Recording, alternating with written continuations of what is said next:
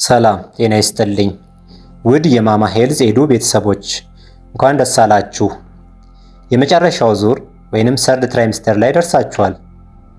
በሰባተኛው ወር ሕፃኑ 1 ኪሎ ግራም አካባቢ ይመዝናል። እርዝመቱም 8 ሴንቲሜትር ይደርሳል። አሁን ሕፃኑ ብርሃንና ጨለማን መለየት ይችላል።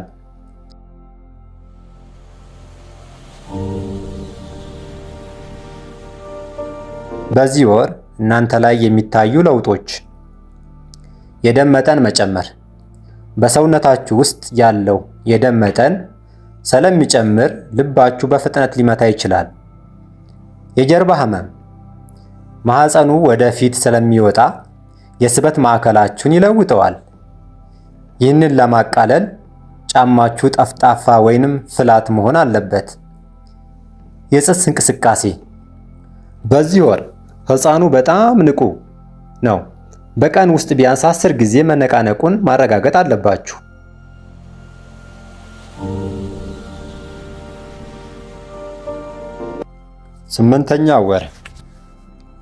ስምንተኛው ወር የክብደት መጨመሪያ ጊዜ ነው። ሕፃኑ በሳምንት እስከ 250 ግራም ክብደት ሊጨምር ይችላል። በዚህ ወር ሕፃኑ ከማህፀን ውጪ ለመተንፈስ የሚረዳውን ሰርፋክታንት የተባለ ንጥረ ነገር በሳምባው ውስጥ ያመነጫል።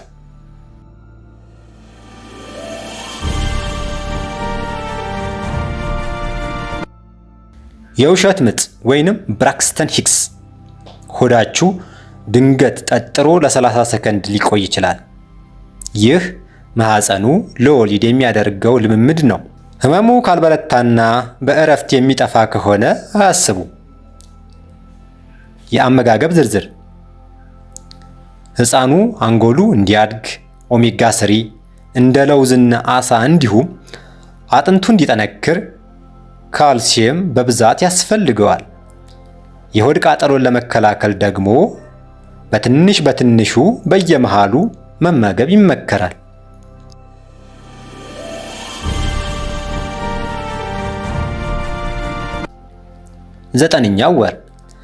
ዘጠነኛው ወር የመድረሻ መስመር ነው።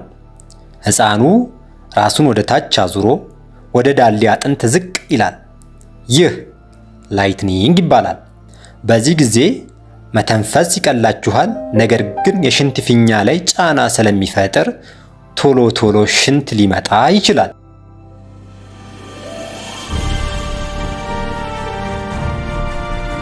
የቦርሳ ዝግጅት። አሁኑኑ ቦርሳችሁን አዘጋጁ። የልጅ ልብሶች፣ ብርድ ልብስ፣ ለእናንተ የሚሆኑ ንጹህ አልባሳትና የሕክምና ዶክመንቶች ዝግጁ መሆን አለባቸው። የእንቅልፍ ሁኔታ። በጎን በኩል በተለይ በግራ ጎን መተኛት ለሕፃኑ የተሻለ ደም እንዲደርሰው ይረዳል።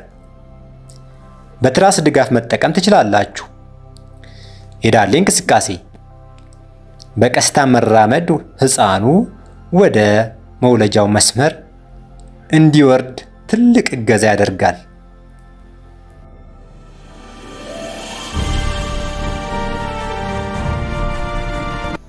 አምስቱ ወሳኝና አስቸኳይ ምልክቶች።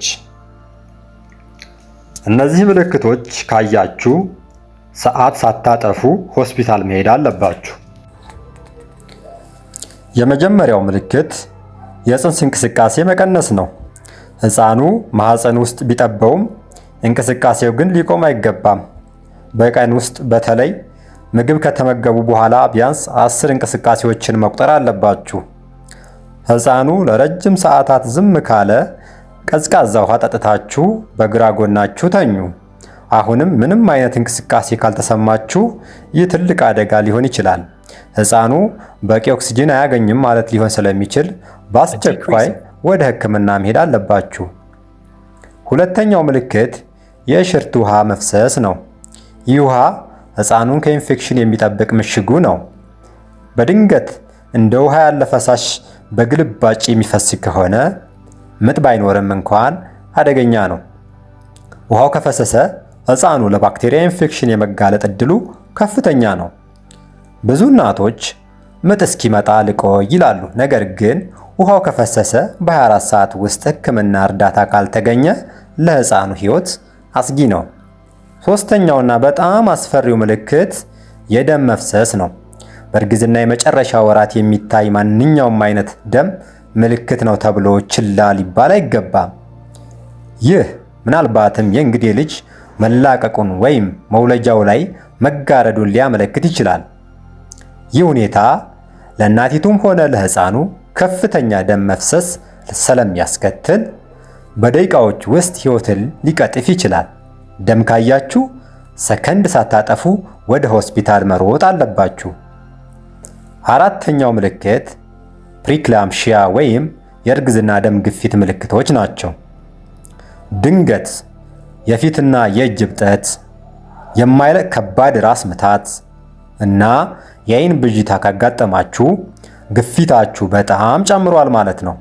ይህ ሁኔታ ወደ የሚጥል በሽታ ሊቀየር ስለሚችል አፋጣኝ የደም ግፊት መቆጣጠሪያ መድኃኒትና የሕክምና ክትትል ያስፈልጋል። አምስተኛው ምልክት መደበኛ ምጥ ነው። ምጡ በየ5 ደቂቃ የሚመጣ፣ 1 ደቂቃ የሚቆይ እና ለ1 ሰዓት ያህል የቀጠለ 5-1-1 ሩል መውለጃችሁ ደርሷል ማለት ነው። እውነተኛ ምጥ በእረፍት ወይም ውሃ በመጠጣት አይጠፋም። ይልቁንም ህመሙ እየበረታና ጊዜው እየተቀራረበ ይመጣል። ይህ ምልክት ሲታይ የሆስፒታል ቦርሳችሁን ይዛችሁ መነሳት አለባችሁ።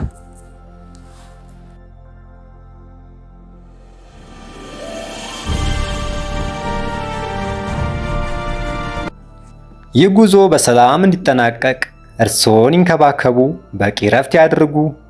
ቪዲዮ ጠቃሚ ሆኖ ካገኙ ለሌሎች እናቶችም እንዲደርስ ላይክና ሼር እንዲሁም ሰብስክራይብ ማድረጋችሁን አትርሱ። በሚቀጥለው ቪዲዮ ከወሊድ በኋላ የሚደረጉ ጥንቃቄዎች በሚል ርዕስ እንገናኛለን። ሰላም ቆዩ።